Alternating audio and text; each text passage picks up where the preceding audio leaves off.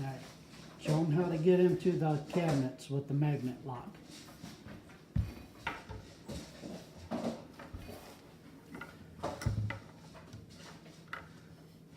That way, if your pig is always getting into your cabinets, you can use the easy magnet locks.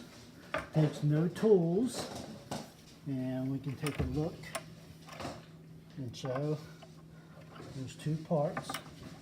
Okay. And it activates by magnet. Shut it, Katie, so we can see. Now try to pull it. And it locks, keeps your pigs out. Now I'll show how to unlock it. And just like that. Perfect. Nice, easy to use.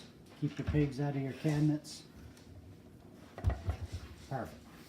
Thanks, Katie.